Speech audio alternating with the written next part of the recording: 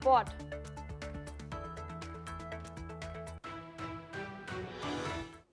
Well, those were our headlines, and on to some crucial developments coming in. India and Russia have reaffirmed their close partnership today as the Indian External Affairs Minister Dr. S. Jaishankar has met his Russian counterpart Sergey Lavrov. Jaishankar has stated that preparations are underway for the annual summit later this year, calling the bilateral relationship a special and privileged strategic partnership. Lavrov, meanwhile, has struck a harder note on Ukraine as he dismissed current discussions on security guarantees for Kiev as hopeless, accusing Ukraine of trying to undermine efforts to resolve the conflict. Still, he stressed that Russia had always been ready for honest talks and continues to support the framework set out in the 2022 Istanbul discussions.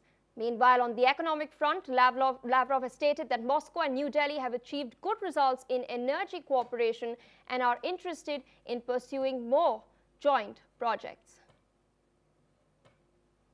Joining us on the broadcast is Mr. Rabinder Sachdev, International Affairs expert from New Delhi. So thank you for taking out time and speaking to NewsX World. It's been quite a power-packed few days for Dr. Jaishankar in Moscow. He earlier met Denis Manturov, their first deputy prime minister, and now this very, very crucial meeting with his Russian counterpart. New Delhi has now made it very clear that it is looking for Russian firms to now enter here as well, and Indian firms to also trade a lot more with the Russian market. What do you think when you exactly see this growing convergence between India and Russia, especially in light of the US tariffs? Thank you. I mean, in a sense, everything is happening in the light of the Trump tariffs, right? That's the spotlight in town all across the globe. One. Second, yes, see, India, once it has taken a stance that it will not, downgrade its procurement of oil from Russia, India is sticking with that stance.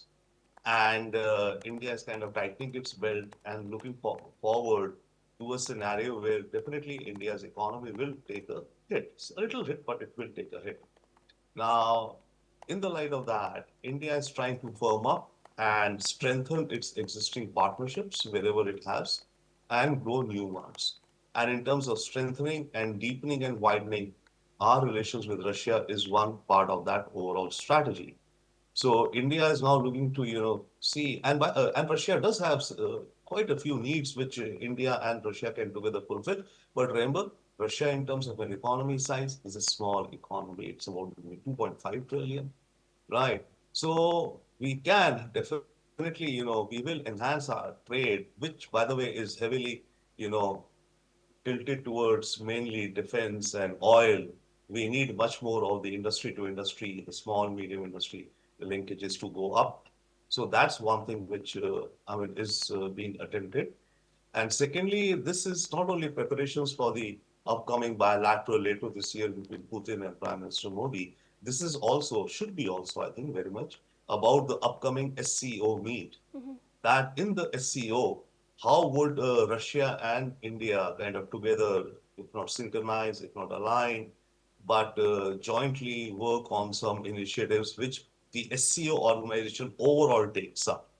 And remember what overall the SCO will take up as its next step is also under the, under the situation of the Trump tariffs the world over.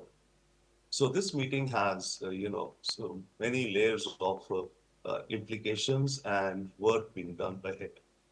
Indeed, and a quick follow-up to your observations. Yesterday itself, the Russian embassy in India had reacted to the US tariffs against India buying Russian oil and calling them unjustified. They went a step further and sort of hinted at a 5% concession as far as the rate of purchase of Russian oil by India is concerned. What is your reaction to that?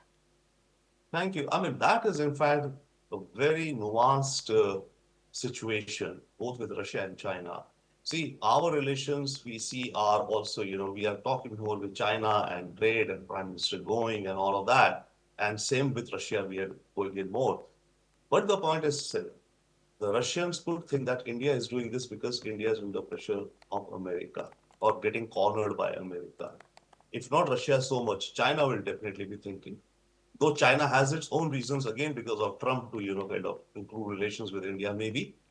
But China would also be thinking that, okay, India is now in a way cornered, let me take some advantage. I mean, that's how simple negotiations work, right? You try and gain a slightly upper hand.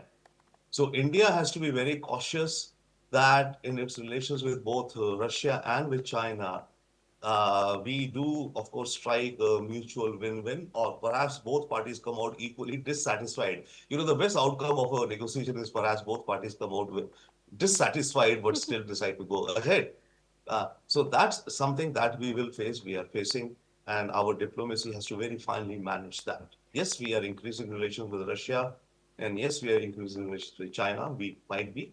Uh, and yes, it is happening in the background, in the context of the Trump policies, but that should not mean that or lead us into a situation where we feel that we are the junior partner or the other party is having an upper hand in the negotiations. Absolutely. And so one final question, since you've referred to China as well, we know that Wang Yi, the Chinese foreign minister, was in New Delhi just a while back. PM Modi, as you rightly stated, he'll be heading to Shenzhen very soon on the 31st of this month for the SCO summit. What do you make of the growing convergences as far as Russia, India and China are concerned? Because a lot of experts are talking about Russia, India, China axis to counter the United States, especially under Trump, who is, as some people argue, trying to throw his weight around by imposing these tariffs. So China, of course, has leverage as far as rare earths are concerned. No, sure. No, definitely, yes. I mean, Russia, China, and India will definitely be, kind of exploring more and deeper and wider, but I don't think we can term it an axis. I would not. This is too far from an axis as of yet. But yes, we will see greater coordination between the three, these three powers, perhaps in terms of, more trade linkages and removal of non-tariff barriers between these nations. In a big picture, if you see, I mean, China is large, big economy. China is 20 trillion GDP, right? India is 4, Russia is 2.5. So China thinks itself, if it were to look from the numbers point, that it's the larger of either of the two of us, right? So China in this axis, quote unquote, if there is this kind of an axis to thought of even, China would want to dominate. And perhaps India will not agree to be, going along with much of what China says or what Russia says. So there would have to be a balance between these three nations if they have to move ahead, which the SCO will move a bit. These three nations may not move much because there are too many contradictions between all three of them. For India, especially, China's stance regarding Pakistan is also an issue with us, right? So the three, if the RIC were to become even a little more working relationship first, let's say, forget an axis, uh, uh, all three would have to, I think, come to understanding on some core mutual interests. All right, sir. Thank you so much for taking out time and speaking to NewsX World. Meanwhile, more news coming in as far as the Russia-Ukraine war is